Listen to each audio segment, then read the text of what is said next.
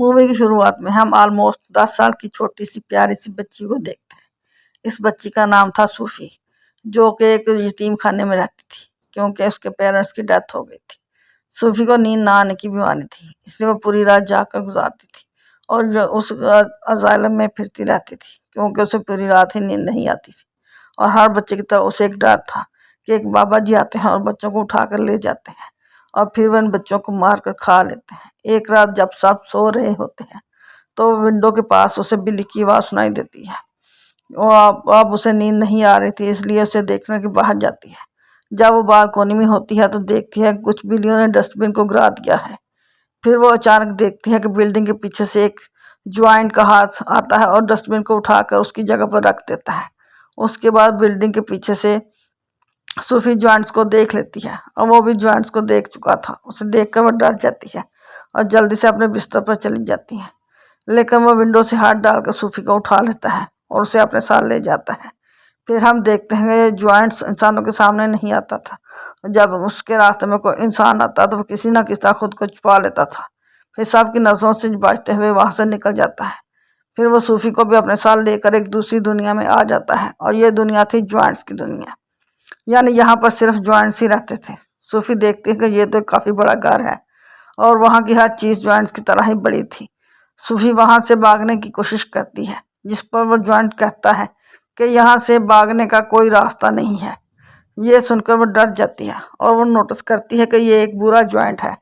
वो ज्वाइंट सूफी को एक पेन पर रख देता है और बोलता है कि मुझे बहुत भूख लग रही है और मुझसे कंट्रोल नहीं हो रही। सूफी समझ रही थी कि ये ज्वाइंट मुझे ही खाने वाला है।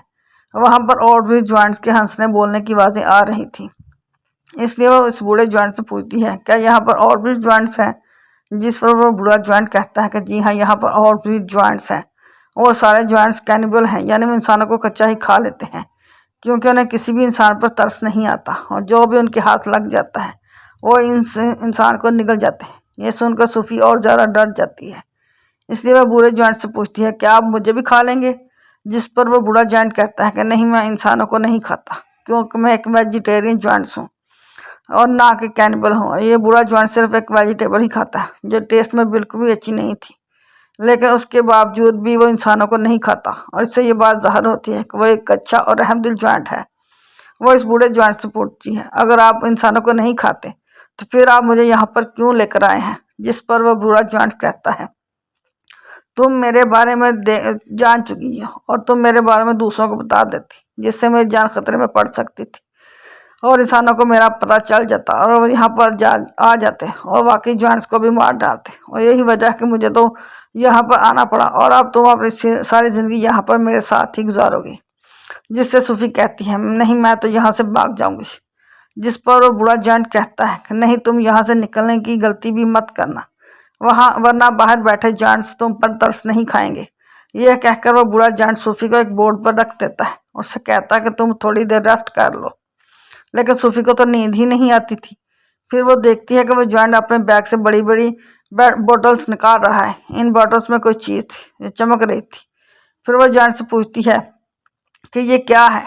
वो कहता है कि इसमें ड्रीम्स हैं, यानी ख्वाब। इससे वो कहती है अच्छा, फिर तो ये मेरी किसी काम के नहीं क्योंकि मुझे तो नींद ही नहीं आती, इसलिए मुझे ड्रीम्स नहीं आएंगे। क्योंकि फिर ज्वाइंट एक बुक पढ़ने लगता है जो सूफी के पास थी। इस बुक में बहुत सारी कहानियां लिखी हुई थी। वो ज्वाइंट इन कहानियों को पढ़ने लगता है, जिस पर सूफी को नींद आ जाती है। इसके बाद वो बूढ़ा ज्वाइंट एक बॉटल लेता है और उसमें से एक ड्रीम बाहर निकालता है। इतनी ही देर में सूफी की आँख खुल जाती है और वो देखती है वो बूढ़ा ज्वाइंट अभी सो रहा है। इसलिए वो मौका देखकर इस घर से बाहर निकल जाती है और वहां से भागने की कोशिश करती है, लेकिन तभी उसे काफी बड़ा ज्वाइंट पकड़ लेता है। सूफी को एक काफी बड़ा ज्वाइंट पकड़ लेता है और साथ में इस बूढ़े ज्वाइंट की निस्बत काफी बड़ा ज्वाइंट था। सूफी ज्वाइंट को कहते हैं कि प्लीज मुझे यहाँ से जाने दो, लेकिन वो सूफी की एक नहीं सुनता और वो उसे निकल जाता है। इसके फौरन बाद सूफी की आँख खुल जाती है। इसका मतलब ये था कि सूफी ड्रीम देख रही थी। जागने के बाद वो इस बूढ़े ज्वाइंट से पूछती है क्या मुझे पता है ये आपने किया है, क्योंकि मुझे नींद नहीं आती और ना ही मुझे ड्रीम्स आते हैं, लेकिन आपने जो मुझे ड्रीम दिखाया ये तो बिल्कुल डरावना था। जिस पर वो जॉन्स कहता है कि मुझे ऐसा करना पड़ा, मैंने ऐसा इसलिए किया ताकि मैं तुम्हें ये बता सकूं कि बात तुम्हारे लिए कितना खतरा है। इसी वजह से तुम्हारे लिए बेहतर होगा कि तुम यहीं पर रहो। बूढ़ा ज्वाइंट सूफिया को समझाता है कि यहाँ पर जो ज्वाइंट्स हैं वो मुझसे साइज में काफ़ी बड़े हैं और मैं तो इन ज्वाइंट्स के सामने कुछ भी नहीं हूँ, क्योंकि मैं छोटा सा ज्वाइंट हूँ और बूढ़ा भी हूँ। अभी वो लोग बातें कर ही रहे थे तभी वहाँ पर एक काफ़ी बड़ा ज्वाइंट अंदर आ जाता है और वाकई ये इस बूढ़े जॉन की निस्बत काफ़ी बड़ा था। और वो ज्वाइंट आते ही बूढ़े जॉन से क्या पूछता है, क्या बताओ तुम किससे बातें कर रहे थे बोने? अब यहाँ पर तो सारे ज्वाइंट बूढ़े ज्वाइंट को बोना कहते थे, क्योंकि वो साथ में सबसे ही छोटा था। बूढ़ा ज्वाइंट जवाब देता कि नहीं तो मैं तो किसी से बातें नहीं कर रहा था। इसी दौरान सूफी भी कहीं पर चुप चुप जाती है। इस बूढ़े ज्वाइंट के हाथ पर चोट लगी थी, इसलिए वो पट्टी करवाने के लिए बूढ़े ज्वाइंट के पास आ रहा था। अब क्योंकि वो ज्वाइंट कैनिबल था, इसी वजह से उसे घर में से इंसान की खुशबू आती है, इसलिए वो वहाँ पर पड़ी हर चीज़ को देखने लगता है। तभी सूफी सब्जियों के अंदर चली जाती है जब वो बूढ़ा ज्वाइंट खाता था, और जब वो आती है जहाँ से पहले ज्वाइंट ने कभी भी ये सब्जी नहीं खाई थी, लेकिन आज इस वेजिटेबल में से उसे अच्छी खुशबू आ रही थी, इंसान की खुशबू, क्योंकि इसमें सूफी जो थी, इसलिए वो ज्वाइंट उसे खाने लगता है। ये देखकर बूढ़ा ज्वाइंट कहता है, रुको, तुम ये नहीं खा सकते, तुम भूल गए हो कि तुम वेजिटेरियन नहीं हो। जिस पर वो ज्वाइंट कहता है कि हाँ, मैं ये बात कैसे भूल गया, मैं तो सब्जियां खाता ही नहीं। इसलिए उस सब्जी को फेंक देता है और सूफी की जान बच जाती है। फिर इसे ज्वाइंट को कहीं पर जाना था और सूफी इससे पूछती है, आप कहाँ पर जा रहे हैं? जिस पर वो बूढ़ा ज्वाइंट कहता है, मैं किसी ज़रूरी काम से जा रहा हूँ। वो पूछती है कौन सा ज़रूरी काम है, लेकिन वो उसे कुछ नहीं बताता। फिर वो सूफी की काफ़ी फोर्स करने पर उसे काफ़ी बता ही देता है कि मैं ड्रीम्स को पकड़ने जा रहा हूँ। फिर सूफी उसे कहती है मुझे भी अपने साथ लेकर जाइए, लेकिन वो उसे अपने साथ नहीं ले जाना चाहता, क्योंकि बाहर जो ज्वाइंट सो रहे थे, अगर वो जागते उन्होंने सूफी को देख लिया तो बहुत बुरा होगा। इसी वजह से वो किसी भी किस्म का रिस्क नहीं लेना चाहता था, लेकिन सूफी उसे काफ़ी इंसिस्ट करती है, इसलिए वो उसे अपने साथ ले जाता है। कि वो सारे ज्वाइंट गहरी नींद सो रहे थे, इसलिए ये दोनों उनके बीच से ही गुजरने चाहते थे, लेकिन उतनी देर में उन सारे ज्वाइंट्स की आँख खुल जाती है और वो बूढ़े ज्वाइंट्स को परेशान करने लग जाते हैं कि बोने तुम कहाँ जा रहे हो? जिस पर वो कहता है कि मैं तो अपने काम पर जा रहा हूँ। जिस पर वो ज्वाइंट्स कहते हैं हम नहीं चाहते कि तुम यहाँ से निकल कर बाहर जाओ इंसानों की दुनिया में, क्योंकि अगर तुम इंसानों को हमारे बारे में पता चल गया तो हमारी जान खतरे में पड़ जाएगी। और सारे ज्वाइंट्स बूढ़े ज्वाइंट को बहुत ज़्यादा तंग करते हैं और तभी मौका का फ़ायदा उठाकर सूफी एक गाड़ी में छुप जाती है, लेकिन बूढ़ा ज्वाइंट आसमान की तरफ इशारा करके कहता है, वो देखो, सब देखते हैं कि आसमान पर बादल बने हैं और बारिश होने वाली है। असल में इन सारे ज्वाइंट्स को पानी से डर लगता था, क्योंकि उन्हें वाटरप्रूफ बनाया गया था, तब भी वहाँ पर उन्हें बारिश होने लगती है। वो सारे ज्वाइंट्स जाकर छुप जाते हैं, तो मौका का फ़ायदा उठाकर दोनों बूढ़ा ज्वाइंट्स और सूफी वहाँ से चले जाते हैं। वो लोग माउंटेन्स पर चढ़ने लगते हैं। चलते चलते वो बादलों से भी काफ़ी आगे निकल जाते हैं। सूफी कहते हैं, यहाँ से तो देखने में ये सारा स्टार्स बहुत ही प्यारे लग रहे हैं।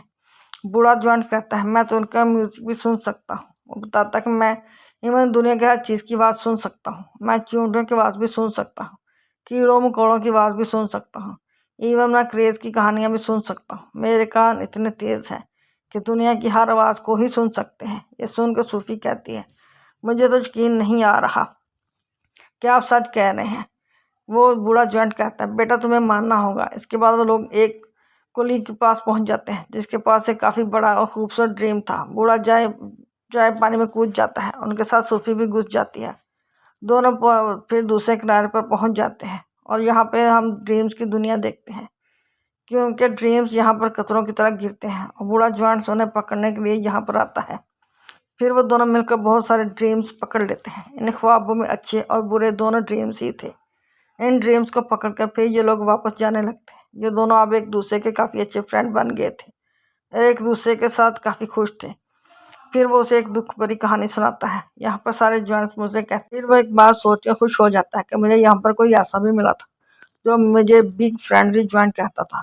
ये सुनकर सूफी कहती है, तो आज से मैं भी आपको बिग फ्रेंडली ज्वाइंट यानी BFG ही कहूँगी। ड्रीम्स पकड़ने के बाद ये लोग सिटी में घूमते फिरते हैं। यहाँ पर बच्चे अपने घरों में सो रहे होते हैं। अब बिग फ्रेंडली ज्वाइंट यानी BFG उन्हें नींद में बहुत अच्छे अच्छे ड्रीम्स देता है, ताकि लोगों को इनके ड्रीम्स के में खुशियाँ मिल सके। यहाँ पर हम ये जान पाते हैं कि BFG एक बहुत ही अच्छे दिल का ज्वाइंट है, जो ड्रीम्स की दुनिया से ड्रीम्स लाकर लोगों को देता, ताकि सोते हुए ये सही तौर पर इन लोगों की ज़िंदगी में खुशियाँ आ सके। सूफी पूछते हैं कि ड्रीम्स के बारे में आपको क्या इनके पेरेंट्स को बताया था? जिस पर वो ज्वाइंट BFG कहता है, ज्वाइंट्स के पेरेंट्स मैं ही होते हैं। फिर वह BFG से उसकी एज पूछते हैं कि आपकी उम्र कितनी है। बीएफजी जवाब देता है कि जितनी उम्र इस दुनिया की है इतनी ही मेरी है। यानी जब से ये दुनिया बनी है तब से ही मैं ज्वाइंट्स बन गया था, लेकिन ये इस दुनिया में इंसानों से चुप कर रहते हैं दीवारों के पीछे। फिर वो दोनों वापस जाने लगते हैं। सूफी अचानक पूछती है मेरा ब्लैंकेट कहाँ पर है। असल में सूफी का ब्लैंकेट ज्वाइंट्स की दुनिया में रह गया था। इस बात की वजह से बीएफजी परेशान था। इसलिए वो सूफी को कहता है कि अब मैं तुम्हें अपने साथ नहीं ले जा सकता, क्योंकि अब तक इन ज्वाइंट्स को पता चल गया होगा कि मेरे साथ कोई इंसान भी है। यहाँ पर बीएफजी सूफी को एक बात बताता है कि बहुत सालों पहले मुझे एक बच्चा मिला था और वो भी इतना ही प्यारा इनोसेंट था जैसे कि तुम हो। तुम्हारी तरह उसने भी मुझे देख लिया था जी। इसी वजह से मैं उस बच्चे को भी ज्वाइंट्स की दुनिया में ले गया और इस बच्चे ने मुझे पढ़ना लिखना सिखाया। और ये जो जैकेट तुमने पहन रखी है ये मेरे उसी मासूम छोटे से फ्रेंड की है। लेकिन इससे पहले कि मैं इस बच्चे को उसकी दुनिया में वापस ले आता काफी देर हो चुकी थी। मैं बिल्कुल नहीं चाहता कि जो इस बच्चे के साथ हुआ वो तुम्हारे साथ हो, क्योंकि तुम भी मेरी एक दोस्त हो। इसलिए वो सोफी को वहीं पर छोड़कर जाने का फैसला करता है। सूफी काफी मना करने के बावजूद उसके साथ चलने की जिद करती है, लेकिन जॉन इस बार उसकी बात नहीं मानता और सूफी वहां नहीं रुकना चाहती। इसलिए वो वहां से कूद जाती है, क्योंकि उसे पता था बीएफजी उसे बचा लेंगे। होता भी ऐसा ही है, बीएफजी उसे बचा लेता है। इसलिए ना चाहते हुए भी उसे सूफी की बात मानना पड़ती है। इसी वजह से वो उसे ज्वाइंट की दुनिया में दोबारा से ले आता है, जहाँ पर बाकी ज्वाइंट्स पहले इन लोगों के लिए वेट कर रहे थे, क्योंकि सारे ज्वाइंट जान चुके थे बुरे ज्वाइंट के पास कोई इंसान है। इसलिए सारे ज्वाइंट सब जानना चाहते कि वो इंसान कौन है, कहाँ पर है। इसलिए वो ब्लैंकेट की खुशबू की मदद से बीएफजी के घर को चेक करते हैं और सारे सामान की तोड़ फोड़ कर देते हैं। लेकिन बीएफजी इस ब्लैंकेट को जला देता है जिसमें सूफी की खुशबू थी। फिर वो इन सारे ज्वाइंट्स को अपने घर से जाने के लिए बोलता है। सूफी वहां पर द्वार पर लगी एक पिक्चर को देखती है जो कि प्रिंस की पिक्चर थी। इस पिक्चर को देखकर सूफी को एक आइडिया आता है और वो बीएफजी को कहती है आप प्रिंसेस के लिए ड्रीम बनाए और इस ड्रीम में आप ये बताना है कि ज्वाइंट्स की एक दुनिया पाई जाती है। इस दुनिया में और बहुत सारे ज्वाइंट्स हैं और वो बहुत खतरनाक है और बच्चों को मार कर खा लेते हैं। इसी ड्रीम में आप हम दोनों को शामिल कर लेना, ताकि जब हम प्रिंसेस के सामने जाएं तो हमें पहचान ले। ये सुनकर बीएफजी ऐसा ही करता है और ज्वाइंट्स की दुनिया में रहने वाले सारे ज्वाइंट्स का ड्रीम बनाता है और इस ड्रीम में खुद को सूफी को भी डाल देता है और साथ साथ वो सिटी की बहुत सारी मिसिंग बच्चों को भी डाल देता है। फिर वो इस ड्रीम को लेकर प्रिंसेस के घर के पास चले जाते हैं। ये प्रिंसेस की नींद में वो ड्रीम डाल देते हैं और प्रिंसेस वो सब कुछ देख लेती है ये प्रिंसेस को दिखाना चाहते हैं। प्रिंसेस की जब आंख खुलती है तो वो बहुत ज्यादा डरी हुई होती है, क्योंकि ये एक डरावना ड्रीम था, क्योंकि ज्वाइंट्स बच्चों को खा रहे थे। प्रिंसेस इस ड्रीम के बारे में अपने केयर टेकर को बताती है, जिस पर वो केयर टेकर कहती है कि आप फिक्र मत कीजिए, ये आपका सिर्फ डरावना ड्रीम था। लेकिन जब वो न्यूज़पेपर पढ़ती है तो कहती है ये तो बहुत अजीब बात होगी, क्योंकि कल रात बहुत सारे बच्चे मिसिंग हो गए थे अपने अपने घरों से और ये बिल्कुल वैसा ही है जैसा आपने ड्रीम में देखा है। तभी प्रिंसेस कहती है पर्दे हटाओ और पर्दे हटाते ही विंडो पर सूफी खड़ी हुई थी। असल में ये चीज़ भी उन्होंने ड्रीम में डाल दी थी और इसमें बीएफजी को भी डाल दिया था। तभी सूफी ने बीएफजी के बारे में बताती है, साथ साथ वह प्रिंसेस से प्रॉमिस भी लेती है कि आप मुझसे वादा करें कि आप भी बीएफजी को कोई नुकसान नहीं पहुंचाएंगे। तब भी बीएफजी प्रिंसेस के सामने आता है और तमीज से उनके सामने झुक जाता है।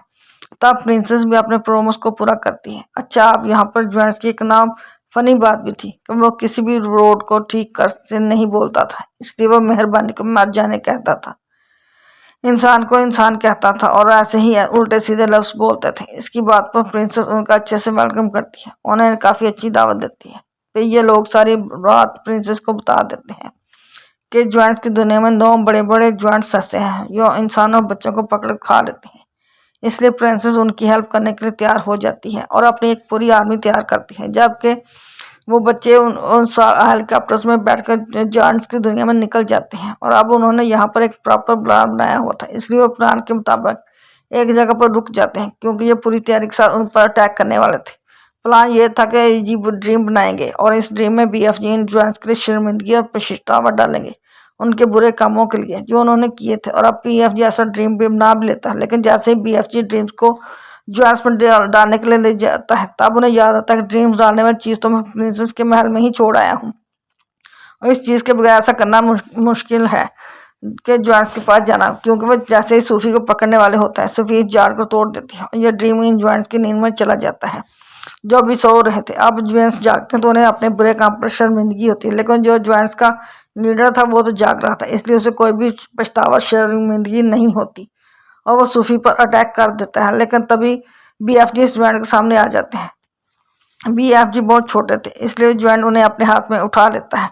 लेकिन जैसे ही बीएफजी को मारने लगता है, प्रिंसेस की पूरी आर्मी हेलीकॉप्टर के साथ वहां पर आ जाती है और वो लोग सारे ज्वेंस को पकड़कर अपने साथ ले जाते हैं और उन्हें समुद्र के बीच में एक आइलैंड पर छोड़ देते हैं। अब क्योंकि उनके चारों तरफ पानी था और वो भाग नहीं सकते, इसलिए अभी हमेशा के लिए यहाँ पर फंस गए हैं। प्रिंसेस एंड ज्वेंस के लिए वहां पर सब्जी के बीज भी फेंक देते हैं ताकि ये ज्वेंस बीजों की मदद से वहां पर सब्जी उगाएं और सारी जिंदगी ये वो सब्जी ही खाएं। इन ज्वेंस को ये सब्जी पसंद नहीं थी, लेकिन अब ना चाहते हुए उन्हें ये सब्जी खानी पड़ी और पूरी जिंदगी इस आइलैंड पर रहकर ये सब्जी ही खानी है। उसके बाद सूफी को देख और जब चाहे बीएफसी जी से बात कर सकते हैं, क्योंकि बीएफजी ने बताया था इस दुनिया की सारी आवाजें सुन सकते हैं। दूसरी तरफ बीएफजी जो कि जायंट्स की दुनिया में बिल्कुल अकेले रह गए हैं, जिन्होंने जायंट्स की दुनिया में सब्जी के अलावा और कुछ नहीं कभी खाया। अब बीएफजी गुड वाले बीएफजी हैं, वो अपनी लाइफ में बहुत खुश हैं। यही इस प्यारी सी मूवी का एंड हो जाता है। Thank you for watching.